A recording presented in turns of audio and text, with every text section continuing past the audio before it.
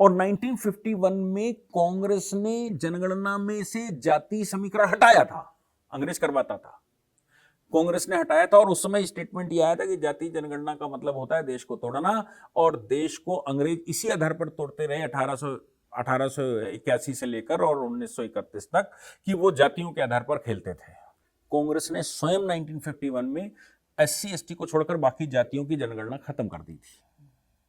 अगर जातिगत जनगणना मुसलमानों की हो गई, राहुल गांधी का तो दावा है कि वो जीत उनकी है, तो राहुल गांधी को फायदा होगा कैसे? खत्म हो गया। जैसे डॉक्टर अंबेडकर कहा करते थे कि भाई हिंदुओं का एक स्वभाव है, उनको पता लग जाए कि ये कुरीति है तो थोड़ा रेजिस्टेंस होता है लेकिन वो मान जाते हैं। मुसलमानों में ये पता लगता है कि ये कुरीति है तो वो मानते नहीं है, वो 1500 साल पहले एक ही घंटा बजाते रहते हैं, तो फिर उनके अंदर जाति नहीं हो सकती। और प्रॉफिट मोहम्मद को नहीं मानते तो वो हिंदू हैं। जातिगत जनगणना मुसलमानों की, तो हर एक मुसलमान को यह पता करना पड़ेगा वो कौन सी जाति से आया, क्योंकि जाति तो फिर उसकी यहां से निकलेगी ना। जाति वहां मुसलमान में कहां निकलेगी? जाति कहां से मिलेगी? जाति तो उसके पूर्वजों से मिलेगी जहां से वो हिंदू था। नमस्कार। पहलगाम हमले के बाद पूरे देश को उम्मीद थी कि मोदी सरकार जल्द ही पाकिस्तान पर जवाबी कार्रवाई करेगी, कोई सर्जिकल स्ट्राइक करेगी। लेकिन वो सर्जिकल स्ट्राइक होगी तब होगी, उससे पहले मोदी सरकार ने देश की आंतरिक राजनीति पर एक सर्जिकल स्ट्राइक कर दी है, एक बड़ा फैसला लिया है। बीजेपी समर्थक उसको मास्टर स्ट्रोक कह रहे हैं। यह मास्टर स्ट्रोक है जातिगत जनगणना का, कास्ट सेंसस का। आपको याद होगा कि यह वही कास्ट सेंसस है जिसको पिछले 2-2.5 साल से राहुल गांधी जिसकी मांग कर रहे थे। यह मोदी सरकार का फैसला कितना बड़ा फैसला होगा, इसके क्या परिणाम होंगे, इस पर बात करने के लिए हमारे साथ खास मेहमान हैं DK दुबे जी। सर, आपका बहुत बहुत स्वागत है। सर, जैसे मैंने कहा कि लोग तो पाकिस्तान पर सर्जिकल स्ट्राइक की मांग करते हैं, लेकिन ये तो राजनीति इधर जो पहिया है वो घुमा दिया है। मुझे लगता है कि इस विषय पर 2-3 बातें बड़ी महत्वपूर्ण हैं जो याद रखने की हैं। वो ये है कि पहली बार देश में प्रो पाकिस्तान लोग भी पाकिस्तान के अगेंस्ट में खड़े दिखाई दिए। ये हम लोग चर्चा कर चुके हैं। पूरा विपक्ष एक साथ ऐसा लग रहा था कि मोदी जी के साथ दिखाई दे रहा था। और मजे की बात यह है कि बॉर्डर पर लगातार गोली भी चल रही है। दूसरी बात यह भी है कि पाकिस्तान की सेना के 5000 अधिकारियों ने एक साथ इस्तीफा दे दिया। 5000 लोगों ने, ऐसी न्यूज आई। और जो अधिकारी लगे हैं उनके परिवारों को उन्होंने यूरोप या अमेरिका में शिफ्ट करना शुरू कर दिया है। पॉलिटिशियंस ने अपने परिवारों को शिफ्ट करना शुरू कर दिया। भले ही कोई न्यूज ना हो, लेकिन पाकिस्तान की चिंता जाहिर है कि भारत मानेगा नहीं। इसलिए उन्होंने क्या है, वो बोलते हैं हमने F-16 लगा दिया, F-17 लगा दिया, और वो बॉर्डर से गोलीबारी कर रहे हैं। यानी कि वो उकसा रहे हैं और ये भी बता रहे हैं कि हम तैयार हैं। और अपने अधिकारियों को बाहर शिफ्ट करना, इसका मतलब पूर्ण युद्ध में कन्वर्जन हो सकता है। और ये भारत सरकार लगातार प्रतिबद्ध है इस बात को लेकर कि हमें POJ के वापस लेना है। ये कोई हम मतलब ये भारतीय जनता पार्टी की सरकार नहीं कही, ये तो आप सोचो संसद का 22 फरवरी का रेजोल्यूशन है जिसको हम संकल्प दिवस के रूप में मनाते हैं, संकल्प लेना है। ऐसी परिस्थिति में जब विपक्ष ये दबाव बनाए कि जल्दी युद्ध करिए, जब प्रो पाकिस्तानी भी हम पर दबाव बनाए कि जल्दी युद्ध करिए, तो सरकार बहुत दबाव में है। लेकिन युद्ध कभी भी दुश्मन के आह्वान पर नहीं किया जाता। हो जाए युद्ध वो अलग बात है, लेकिन अगर हमें युद्ध करने का समय है तो फिर हमें युद्ध निर्णायक भूमिका के लिए करना चाहिए। ये मोदी जी बखूबी जानते हैं। पहलगाम हुआ था तब भी ऐसा ही हुआ था, दबाव अच्छा खासा था, लेकिन उन्होंने समय लिया और समय लेकर लोग ये कहने लगे थे कि नहीं ये तो बेकार हो गया, ये कुछ कर नहीं सकते, लेकिन समय लेकर उन्होंने वो एक स्ट्राइक किया। पुलवामा के बाद, ठीक है, पुलवामा के बाद की, अब ये पहलगाम के बाद का, अब ये बारंबार हो चुका है और हम संकल्प भी ले रहे हैं, यूएनओ को बता चुके हैं, पूरे वर्ल्ड को बता चुके हैं, मैं बोले ना। तो जब दबाव इतना ज्यादा हो और भारत में किसी के पास पहलगाम के अलावा कोई काम ना हो, तो माइंड डाइवर्जन भी जरूरी है, डिस्कोर्स बदलना जरूरी है। और डिस्कोर्स तभी बदलेगा जब जो लोग चर्चा करने वाले हैं उनके फेवरेट विषय पर प्रहार हो जाए। और करना तो था ही, मतलब ये आज होना था या कल होना था। मैं इसलिए कह रहा हूं कि पूजनीय सरसंघ चालक जी ने 10 साल पहले कहा था बिहार के चुनाव में कि भाई आरक्षण को दोबारा, या ये जो आरक्षण की कला है, ये विधा है, इसको दोबारा रीइवैल्यूएट करना चाहिए ताकि उस व्यक्ति को आरक्षण का लाभ मिले जिसको चाहिए। ऐसा ना हो कि आरक्षण का लाभ जो लोग 3 पीढ़ी से ले रहे हैं वही लेते रहेंगे, क्योंकि अब तो उनमें अगला पिछड़ा हो जाएगा ना। जिसने सन 50 में आरक्षण का लाभ लिया होगा, 60 में आरक्षण का लाभ लिया होगा, उसकी तीसरी पीढ़ी होगी, वो अभी भी आरक्षण का लाभ लेगी। उसके बच्चे अच्छे स्कूलों में पढ़े होंगे, उनके बच्चे भी बहुत अच्छे स्कूलों में पढ़े होंगे। लेकिन अभी जो गांव देहात में रह रहा है, बस्ती में रह रहा है, उसका बच्चा तो उसके सगे भाई के मुकाबले बहुत पीछे हो गया। वो तो कभी सोच ही नहीं सकता कि उसको आरक्षण का लाभ मिलेगा। तो क्या है कि बेस्ट अमंग द बेस्ट, अब वो अलग क्लॉक बन गया। अब ये बात सरसंघ चालक जी ने कह दी थी, तो देश में ये कह के चुनाव में उसका लाभ लिया बिहार में लालू और बाकी लोगों ने कि साहब ये तो आरक्षण खत्म करना चाहते हैं। तो याद रखिएगा कि वो चीज कभी ना कभी तो परिणति में आनी थी, क्योंकि आरक्षण खत्म नहीं, आरक्षण को सही करना सरकार का उद्देश्य है। रीस्ट्रक्चरिंग कि उस व्यक्ति को लाभ मिले जो व्यक्ति उसका हकदार है। जिसको लाभ मिल चुका है उसको बारंबार लाभ नहीं देना, नहीं तो फिर वो कभी पीछे वाला ऊपर आ ही नहीं पाएगा। ये बात Devendra Singh versus state of Punjab में अभी सुप्रीम कोर्ट ने 2 महीने पहले कही, और ऑनरेबल जस्टिस गवई की बेंच थी। 2 महीने पहले नहीं, 6 महीने पहले की बात है, क्योंकि सीजेआई चीफ जस्टिस चंचूड़ हुआ करते थे। लेकिन जजमेंट लिखा था जस्टिस गवई ने। जस्टिस गवई डॉक्टर अंबेडकर के बहुत अच्छे फॉलोवर हैं, उनकी रिसर्च भी उसी के ऊपर है, और दलित वर्ग से आते हैं। 370 की सुनवाई में हमने साक्षात पूरे हर हियरिंग में उनको सुना। वो प्योर राष्ट्रवादी देखते हैं, नेक्स्ट सीजेआई भी हैं। और मजे की बात यह है कि वो दलित वर्ग से आते हैं, और उन्होंने ही इसमें कहा कि भाई इसमें क्रीमी लेयर का फॉर्मूला होना चाहिए, इसमें दलित महादलित का फॉर्मूला होना चाहिए, जो बिल्कुल पिछड़े पायदान पर है उसको लाभ कैसे मिलेगा। पूरे देश में इस पर मूवमेंट चला था, पूरे देश में हंगामा हुआ था, सभी पॉलिटिकल पार्टियों ने कहा ये तो दलित एकता तोड़ने की वो चल रही है, ये चल रही। दलित एकता पॉलिटिक्स के लिए है या दलित एकता दलित को वाकई में उत्थान के लिए है? ये तो फिर कभी खत्म ही नहीं होगा। डॉक्टर अंबेडकर उसको चाहते नहीं थे कि ये आए, लेकिन ये तो खत्म करने की सिचुएशन में नहीं है। मुझे लगता है कि मोदी जी इतने मैच्योर पॉलिटिशियन हैं पिछले 70 वर्ष के कि त्वरित एक्शन न लेकर, चाहे वो पुलवामा हो, चाहे पहलगाम हो, चाहे पठानकोट हो, चाहे कुछ और हो, तुरंत एक्शन तो नहीं लेते हैं। हाँ, स्टेटमेंट दे देते हैं कि हमारा इंटेंशन देख समझ लीजिए, हमने ये करना है और हमें थोड़ा टाइम चाहिए। तो एक तो टाइम मिल गया क्योंकि लोग इधर इंगेज हो गए। दूसरा, अंदर जो चल रहा था कि ओबीसी के नाम से मुसलमानों को आरक्षण दे रही थी बंगाल की सरकार, तेलंगाना की सरकार, कर्नाटक की सरकार, ये सब जो कर रही है उसकी रिस्ट्रक्चरिंग कैसे होगी, उसको कैसे क्लेरिफाई किया जाए। और सबसे इंपॉर्टेंट बात है कि अगर आप कहते हो कि ओबीसी आरक्षण 27% है, ओबीसी के नाम से जब नई राजनीति शुरू हुई है देश में, क्योंकि ओबीसी राजनीति तो 1989 के बाद शुरू हुई, उससे पहले तो कोई ओबीसी लीडर ही नहीं था, ओबीसी पैदा ही नहीं हुआ था। ओबीसी तो पैदा नवासी में हुआ ना, जैसे गांधी, जैसे भारत पैदा लोगों के, कुछ लोगों के नजर में भारत पैदा हुआ, गांधी जी उनके पिताजी थे, वैसे ही ओबीसी तो पैदा 1989 में हुआ, उससे पहले तो ओबीसी था ही नहीं। 1989 में ओबीसी पैदा हुआ, वैसे ही जितनी आज आपको अपोजिशन की कांग्रेस छोड़कर पॉलिटिकल पार्टियां दिखाई पड़ रही है, ये कौन से फार्मूले की पार्टियां हैं? ये सब आरक्षण की पार्टियां हैं, ये सब ओबीसी राजनीति की पार्टियां हैं। इसी ओबीसी राजनीति जब शुरू हुई तो एससी एसटी राजनीति भी उभर कर सामने आई। तो कांशीराम इसी की पैदाइश है, मायावती उसी में से निकली, पासवान उसी में से निकले, लालू उसी में से निकले, नीतीश उसी में से निकले, मुलायम सिंह उसी में से निकले, और शरद पवार और ये सब इस राजनीति से निकले।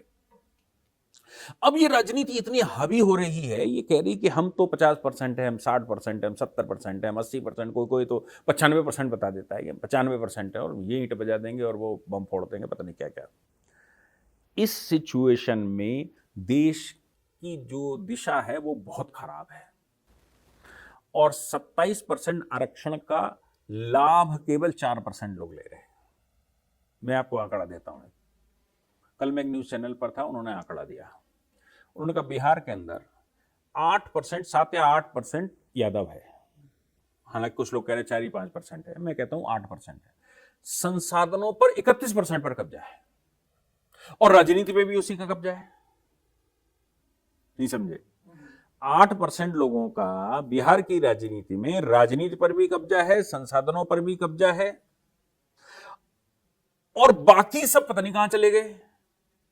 तो ये जो 27% में से 8% निकाल दिए जाए, 19% लोगों का भला कौन करेगा?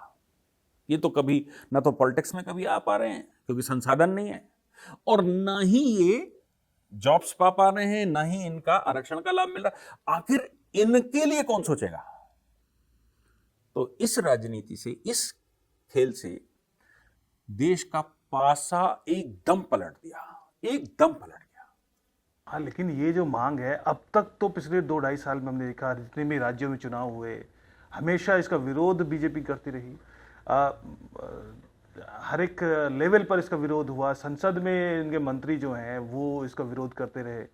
अचानक इसमें ऐसा क्या मिल गया कि इसको लागू करना पड़ा? ये तो फिर वो जीत हुई कि राहुल गांधी जिसकी मांग कर रहे थे, और राहुल गांधी ने दावा ठोका है कि हुआ वही जो हम पिछले 2-2.5 साल से मांग कर रहे हैं। ये हमारी जीत है।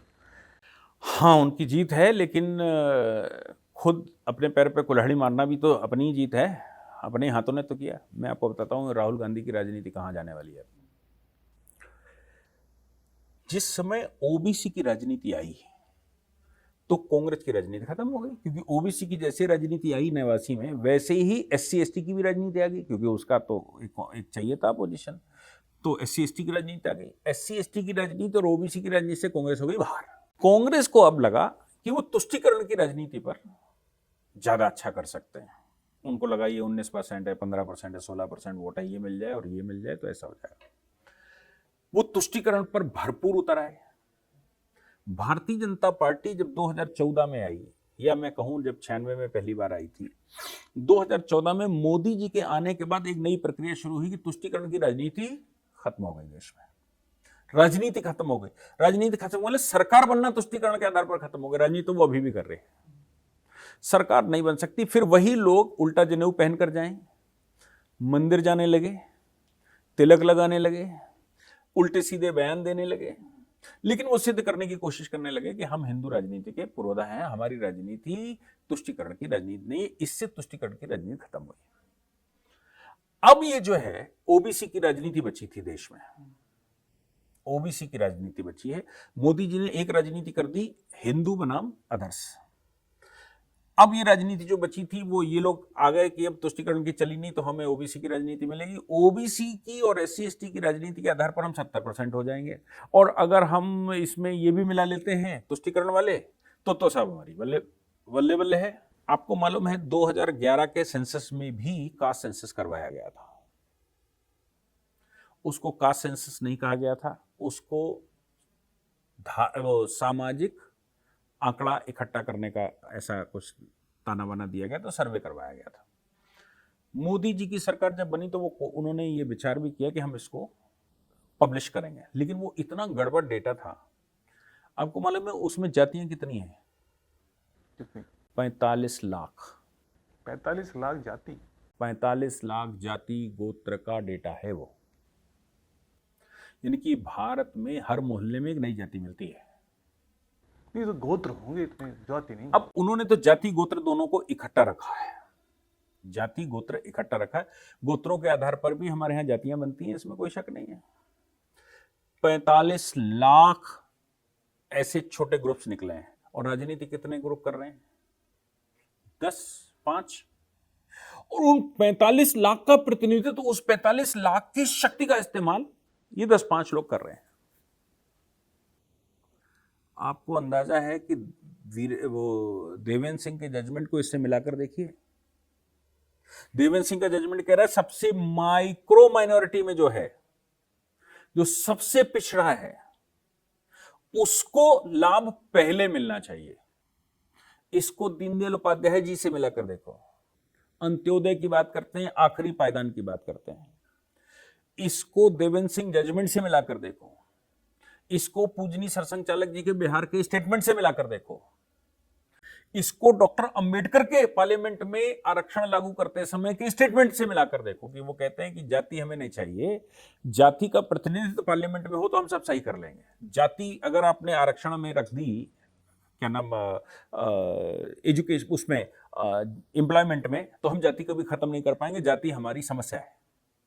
ये सब चीजें। और 1951 में कांग्रेस ने जनगणना में से जाति समीकरण हटाया था, अंग्रेज करवाता था, कांग्रेस ने हटाया था। और उस समय स्टेटमेंट यह आया था कि जाति जनगणना का मतलब होता है देश को तोड़ना, और देश को अंग्रेज इसी आधार पर तोड़ते रहे 1881 से लेकर और 1931 तक, कि वो जातियों के आधार पर खेलते थे। कांग्रेस ने स्वयं 1951 में SC ST को छोड़कर बाकी जातियों की जनगणना खत्म कर दी थी। अब सवाल यह पैदा होता है कि फिर क्यों? फिर राजनीति के लिए, राहुल गांधी की राजनीति के लिए। इस राजनीति के खेल में अब माइक्रो पिछड़ा जो है उसके लिए पॉलिसी कौन बनाएगा? तो सवाल यह पैदा होगा कि तेजस्वी यादव जो राजनीति कर रहे हैं 8% के आधार पर, क्या वो बिहार के एक्सक्लूसिव ओबीसी नेता रहेंगे? अखिलेश यादव जो राजनीति ओबीसी की उत्तर प्रदेश में कर रहे हैं, जिसको पीडीए बनाए घूमते हैं, वो 5% 7% के आधार पर क्या उत्तर प्रदेश की राजनीति कर पाएंगे? मायावती SC की पूरी राजनीति करती है, चर्मकार समुदाय से आती हैं, और चर्मकारों की ही राजनीति वो अकेले करती हैं। क्या वो बाकी की राजनीति कर सकती हैं? नहीं, कुछ लोगों की राजनीति तो खत्म हो जाएगी, ऐसी संभावना हो सकती है, लेकिन फिर उसके एक नेक्स्ट स्टेज है, वो ये भी तो है कि हर जाति कहेगी कि नौकरियों में जातिगत जो बाकायदा वर्गीकरण हो कि इस जाति को इतनी सीट मिलेंगी, इस जाति को उसका नेक्स्ट वर्जन ये भी हो सकता है कि 542 सीटों में से लोकसभा की जातिगत आधार पर उसमें भी आरक्षण मिले। तो ये रुकने वाला कहाँ है? ये तो एक ऐसा पेंडोरा बॉक्स है जो खोल तो दिया है, लेकिन उसको बंद करना उतना आसान नहीं होने वाला। मतलब इसके मल्टीपल इफेक्ट हो सकते हैं, लेकिन उसका रिपल इफेक्ट है वो बहुत दूर तक जा सकता है। सरकार राष्ट्रवादी हो, राष्ट्र के विषय में सोचने वाली हो, तो उसका काम, होम्योपैथिक की दवा का काम पहला ये होता है कि पहले रोग को उबारता है, फिर उसको सही करता है। यहां सबसे पहला काम, आज का टारगेट ये होना चाहिए कि कुछ पर्टिकुलर जातियों का प्रभुत्व जाति पूरी की पूरी ओबीसी SC ST की राजनीति से खत्म करना, पहला काम। फिर नए राजनेता सबके तैयार होंगे,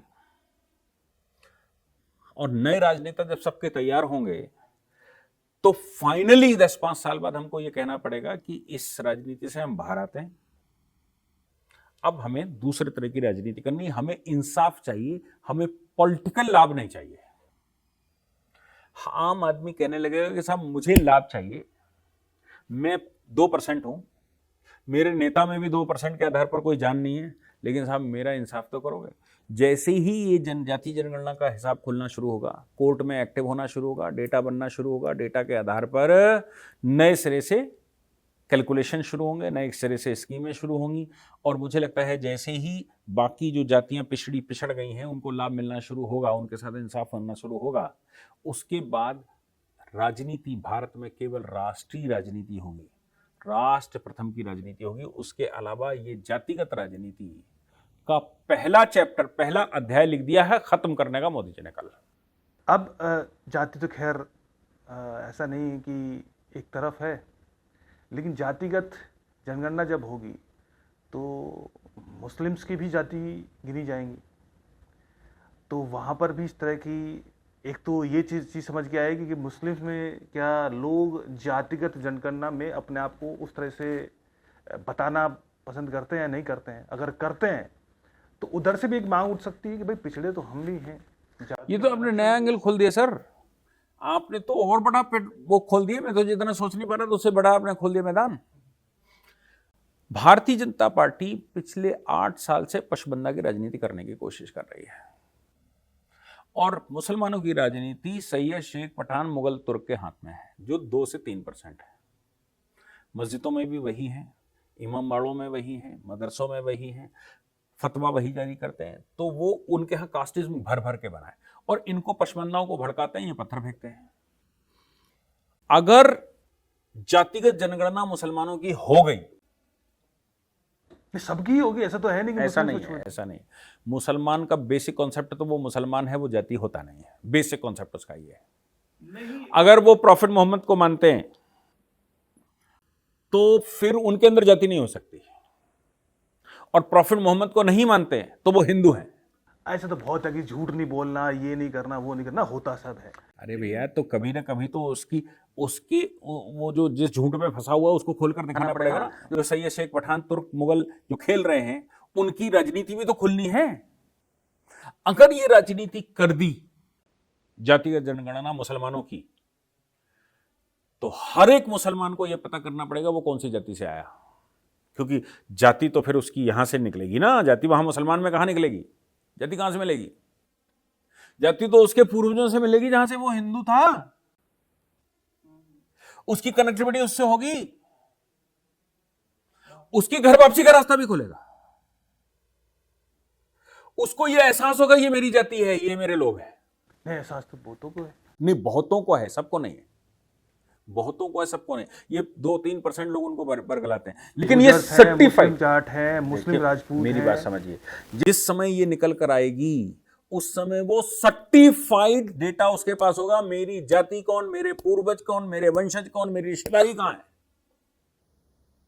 और अब जैसे हिंदुओं में वो खत्म हो रहा है, जाति का जो एक चार्म हुआ करता था वो धीरे धीरे करके खत्म हो गया है। शहरों में तो कोई जाति किसी की है ही नहीं, ट्रेन में बैठे तो कोई जाति किसी की है नहीं, सफर करते समय, तीर्थ यात्रा करते समय, गंगा स्नान करते समय, कुंभ करते समय किसी की कोई जाति नहीं है। ये हिंदुओं का स्वभाव है। कुछ लोगों की प्रिविलेज खत्म हो गए, खत्म, ठीक, यही तो करना है, यही तो करना है। तो हिंदुओं में धीरे धीरे करके ये खत्म हो गया। जैसे डॉक्टर अंबेडकर कहा करते थे कि भाई हिंदुओं का एक स्वभाव है, उनको पता लग जाए कि ये कुरीति है तो थोड़ा रेजिस्टेंस होता है, लेकिन वो मान जाते हैं। मुसलमानों में ये पता लगता है कि ये कुरीति है तो वो मानते नहीं है, वो 1500 साल पहले एक ही घंटा बजाते रहते हैं। तो सवाल यहां पर यह है कि हिंदुओं के अंदर से एक दरवाजा खुला है, वो आपने जम्मू कश्मीर में देखा। जो दरवाजा एक समय पर महाराजा हरि सिंह के समय पर लोग आत्महत्या करने जा रहे थे कि हम मर जाएंगे अगर इनको घर वापसी करवा ली, तो महाराजा हरि सिंह को मजबूरी में वो प्लान ड्रॉप करना पड़ा। आज वो सिचुएशन भारत में नहीं है। आज व्यक्ति अपनी जाति के मुसलमान को गले लगाने को तैयार है, आज अपनी जाति के मुस्लिम के साथ बैठने को तैयार है। नहीं, एक समय पर मुस्लिम भारत में अछूत हुआ करता था, बाकी सब जातियों का खाना पीना खिलाया जाता था, मुस्लिम अछूत हुआ करता था। तो वो अछूतता अब खत्म हो गई। मुस्लिम को वो अपने साथ अपनी जाति के आधार पर मिलने को तैयार है। आपने जम्मू कश्मीर के मामले में देखा, गुर्जर इधर के उधर के बैठना शुरू कर दिए थे, उनके सम्मेलन होने शुरू कर दिए थे। जम्मू कश्मीर के जो पिछड़ा वर्ग के लोग थे वो हरियाणा में, ऊपर पश्चिमी उत्तर प्रदेश में, इधर वो जाति सम्मेलन शुरू हो गए थे धार्मिक स्ट्रक्चर से बाहर। अगर आप ये जाति जनगणना करवा पाए और आप ये बता पाए कि उसमें कितना धोबी है, कितना नाई है, कितना ये है, कितना वो है, कितना फलाना, कितना ढिमाका है, और उसका डेटा निकाल पाए, तो आप ये निश्चित समझिए कि मुसलमानों के मन में भी एक दरवाजा खुलेगा और उनको ये समझ में आएगा कि सैयद शेख पठान तुर्क हमारे साथ खेल रहे हैं, हमारे तो असली वाले वंशज ये है, हमारा खून का रिश्ता इनका है। कहते हैं कि दुश्मन मारे तो धूप में डाले और भाई मारे तो छांव में डाले। तो भाई असली हम हैं, हमारे पूर्वजों की ही वो संतान है। इसलिए वो जाति का पिटोरा खुल गया अगर मुसलमानों का, पशमंदाओं का, उनकी हर जाति का, तो आप निश्चित मान लीजिए कि दोनों तरफ से एक नई पहल शुरू होगी और घर वापसी का जो इरादा हम रखते हैं वो पूरा होने की संपूर्ण संभावना इधर है। लेकिन आप जो कह रहे हैं वो क्या ऐसी भी संभावना है क्या कि जातिगत जनगणना के दौरान मुस्लिम्स को ना कहा जाए कि भाई वो, मेरे ख्याल में फॉर्मेट तो एक ही होता है, उसमें धर्म लिखना है, जाति लिखनी है, यानी वो हिंदू हो, मुस्लिम हो या किसी अन्य पंथ को मानने वाला हो, सबको अपनी अपनी जाति नहीं, उसमें ये कॉलम हो सकते हैं, आपका धर्म क्या है, मुस्लिम, तो वो आगे लिखेगा नॉट एप्लीकेबल, जाति नॉट एप्लीकेबल, क्योंकि मुसलमानों की बेसिकली फंडामेंटली जाति नहीं होती। नहीं, ये तो बहुत आदर्श बातें हैं, लेकिन ऐसा नहीं, आदर्श बातें नहीं है। हिंदुस्तान का मुसलमान जाति होती है तो फिर आरक्षण कहां से मांगते? नहीं, वो लाभ तो सबको चाहिए। ये जो ओबीसी की राजनीति शुरू हुई किस लिए शुरू हुई? लाभ के लिए शुरू हुई ना। SC ST की राजनीति शुरू हुई वो किसके लिए शुरू हुई? लाभ के लिए शुरू हुई, मिले ना मिले। और ये जो पशमानदा की राजनीति किस लिए होगी? ये तो लाभ के लिए होगी। तो जहां तक लाभ की बात है वो हमको चाहिए, बाकी हम मुसलमान हैं। ये डेटा पब्लिश हो जाएगा तो तुम लाभ ले रहे हो तो तुम हो भी इस कास्ट के, और हो भी ये, अभी सब निकल कर सामने आएगा अगर करवा देते हैं। अदरवाइज जैसे मैंने कहा कि बेसिक फंडामेंटल प्रॉफिट मोहम्मद का ये है कि मुसलमानों की कोई जाति नहीं होती। फाइनली वो ये कहते हैं कि हम जाति व्यवस्था से उभर कर, क्योंकि कारण जाने का क्या था, जाति थी, तो वो कहते हैं जाति व्यवस्था से उभर कर जाति नहीं है लेकिन स्लेवरी, हम इधर आ गए, हम अब महान हो गए, हम अब अपग्रेड हो गए, हम अब ट्रू रिलीजन में आ गए, हम ट्रू मार्ग पकड़ गए, सत्य के मार्ग पर आ गए। ये सब कहते हैं, सत्य का मार्ग कहते हैं इंसानियत है, मुसलमान अलग अलग नहीं हो सकता, एक ही है। ये सब बातें दुनिया की फिलॉसफी होती है। जैसे ही जातिगत आरक्षण सामने आएगा, अगर मुसलमानों का करवाती है सरकार तो, क्योंकि मुझे पता नहीं है कि मुसलमानों का करवाएगी कि नहीं करवाएगी, अगर करवाकर सामने लाती है तो मुझे लगता है अगर सही से इसको देख लिया जाए तो इसके रिपरकेशन बहुत दूरगामी परिणाम दे सकते हैं भारत में। नहीं ऐसा तो है नहीं कि जो जातिगत जनगणना करने वाले जो अधिकारी हैं, जो निचले स्तर के सरकारी कर्मचारी होगी, कि वो मुस्लिम का घर देखेंगे तो अलग फॉर्मेट निकालेंगे, फॉर्मेट तो एक ही है। नहीं भैया, ऐसा नहीं होता, ऐसा नहीं होता। उसी में लिखा होता है कि आप मुस्लिम हैं तो वो कहता है कि जाति अप्लाई नहीं होती, उसका रूल रेगुलेशन पीछे लगाया जाता है, तो उस जाति के कॉलम पर कट्टम लगाएगा। अगर करवाना है तो अलग से चेंज करना पड़ेगा, अलग से चेंज नहीं, रूल्स बनाने पड़ेंगे। तो रूल्स का एक फॉर्मेट देना पड़ेगा कि हिंदू है तो जाति लिखनी है, मुसलमान है तो जाति नहीं लिखनी, ईसाई है तो जाति नहीं लिखनी। अगर ऐसा करना है तो फॉर्मेट बनेगा, तो उस अनुसार से वो बन जाएगा। लेकिन मेरा मानना है कि उनकी भी जाति जनगणना होनी ही चाहिए, तो पता तो लगे कि भारत में खेलने वाले कितने लोग हैं, और खेलने वाले कितने लोग ये पत्थर चला रहे हैं, इनको बेचारों को मालूम ही नहीं है कि पत्थर किसके लिए चला रहे हैं। ये तो पत्थर उन सवर्णों के लिए चला रहे हैं जो कि अरबी मूल के हैं, और अपने भाइयों के खिलाफ चला रहे, अपने घर वालों के खिलाफ चला रहे। अरबी नाम रखे हुए है नहीं भैया, सैयद कहाँ के हैं, मतलब नाम रखे हुए हैं, नहीं, शेख कहाँ के हैं? सूरत से तो यही पे है। नहीं, शक्लो सूरत नहीं भैया, वो फिर अपने आप को ऊंचा क्यों मानते हैं?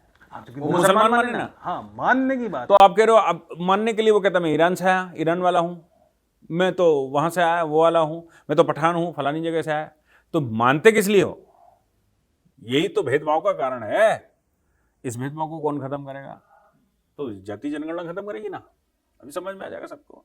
ये ओबीसी राजनीति भी खत्म करेगा अगर ऐसा आ जाता है, तो ये मुसलमानों की पशमंदा की ऊपर की जो सवर्ण राजनीति है, इस्लामिक खासतौर से चरमपंथी राजनीति है, उस राजनीति को भी ये पूर्ण विराम लगाएगा। जो बातें आपने कही वो उसकी संभावनाएं जरूर हैं, लेकिन जो फैसला मोदी गवर्नमेंट ने लिया है, अब देखना ये है कि वो उसका फॉर्मेट किस तरीके का होगा, उसमें क्या और बातें भी आएंगी। क्योंकि जो 2011 का सेंसस हुआ था, उसके बाद हर एक लेवल पर स्थितियां बदली हैं, सामाजिक स्तर पर बदली हैं, राजनीतिक स्तर पर तो खैर बदली ही हैं, आर्थिक स्तर पर भी बदली हैं। तो जो उसके बाद सुप्रीम कोर्ट के भी फैसले हैं, कोर्ट्स के भी फैसले आए, तो एक तरह का डेटा तो होना जरूरी है, ये बात तो हम सब मानते हैं। तभी हर तरह के जो अजम्पशंस पे जो राजनीति हो रही है, जो बातें आपने कही, उस पर लगाम लगाई जा सकती है। बहरहाल राहुल गांधी का तो दावा है कि वो जीत उनकी है, तो राहुल गांधी को फायदा होगा कैसे? राहुल गांधी को फायदा इसलिए नहीं हो सकता, वो भी तब जो कि अपने आप को, क्योंकि वो अपेरेंटली सोचते हैं, उनको गहराई में सोचने की आदत नहीं है। इसलिए अभी कुछ दिन बाद, आपको याद है कि जब एक जाति का सेंसस करवाया गया था, करवाने की बात कही गई थी, और ये हुआ था कि हम पब्लिश करेंगे, तो मुलायम सिंह ने सबसे पहले विरोध किया था संसद में, ओबीसी लीडर्स ने सबसे पहले विरोध किया था, ये डेटा पब्लिश नहीं होना चाहिए, पहले भी इसके सर्वे करवाए गए हैं। क्यों? उसके 2-3 कारण हैं।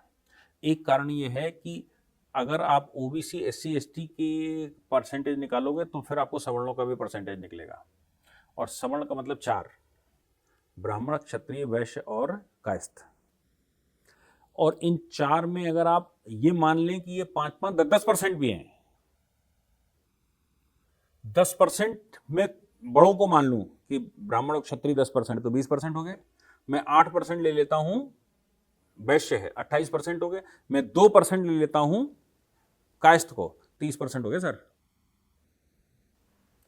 30% की राजनीति अगर कहीं इकट्ठी होकर आ गई, क्योंकि इसको कोई लाभ नहीं मिल रहा, ये एक तरफ, और 70% में 5-5, 2-2% वाले नहीं। वो फवाद हुसैन कहता था हमारे पास चवन्नी चवन्नी वाले भी बम है, हमारे पास छोटा बड़ा मजला सबका एक बम है। ये सब तरह के बम उधर खोलेंगे और इधर 30% की राजनीति एक्सक्लूसिव हो सकती है। ये और ज्यादा खतरनाक है।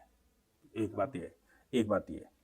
दूसरी बात यह है कि जब उनकी राजनीति खुलेगी और राजनीतिक लीडरशिप खत्म होगी तो नो डाउट सबसे ज्यादा लाभ भारतीय जनता पार्टी के बाद कांग्रेस को होगा।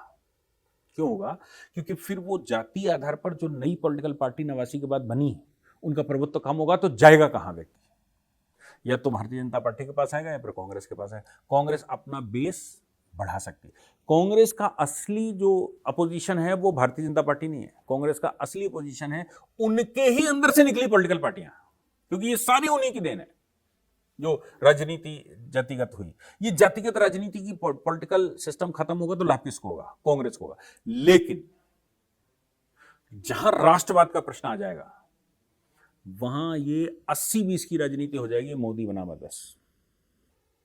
ये इतना बड़ा स्ट्रोक है कि राहुल गांधी अभी इसको समझ नहीं पा रहे। और मोदी जी के स्वभाव को समझो, अभी तो केवल ट्रेलर दिखा है कि हम ये करवाएंगे, इसके जो आगे पॉलिसियां बननी शुरू होंगी तब कहां जाएगी ये राजनीति, ये तो अभी सोच। राजनीति एक तरफ है, मेरा जो मूल प्रश्न है वो सिर्फ ये है कि नेशनल यूनिटी, नेशनल इंटीग्रेशन, एकात्मता जो है इस राष्ट्र की, कहीं वो जाति के नाम पर तहस नहस तो नहीं हो सकती।